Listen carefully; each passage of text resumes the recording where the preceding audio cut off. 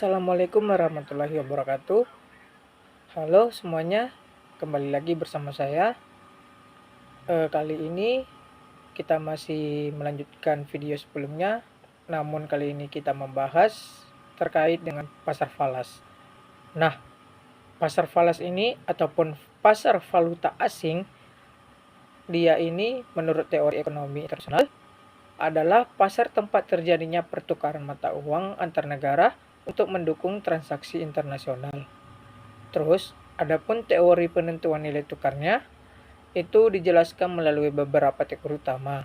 Yang pertama itu teori paritas daya beli atau purchasing power parity.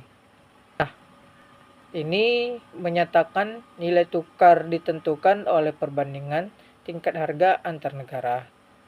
Jika inflasi domestik lebih tinggi, maka uang domestik cenderung terdepresiasi.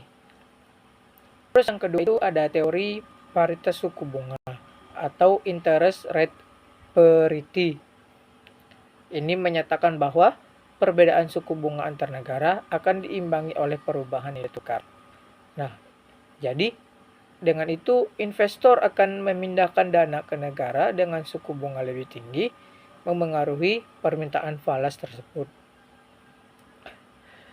Lalu, teori permintaan dan penawaran valuta asing ini, dia itu nilai tukarnya terbentuk karena yang pertama itu permintaan falas atau impor pembayaran utang luar negeri.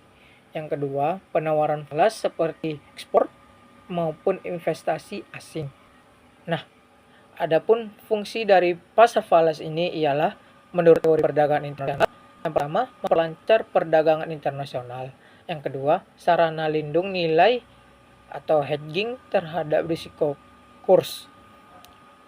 Dan juga bisa sebagai alat investasi dan spekulasi. Lalu, pelaku pasar falas ini menurut teori yaitu yang pertama ada bank sentral, bank umum, perusahaan multinasional, maupun investor dan spekulan.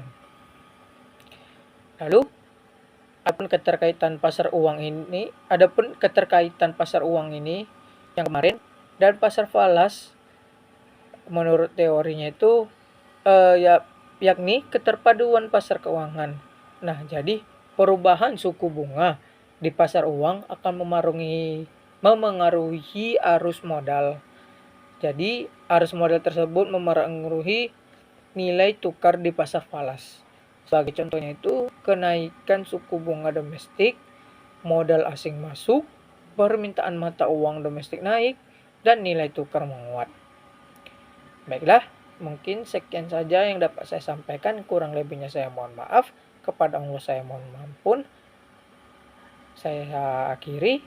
Billahi fisabilil haq, fastabiqul khairat. Wassalamualaikum warahmatullahi wabarakatuh.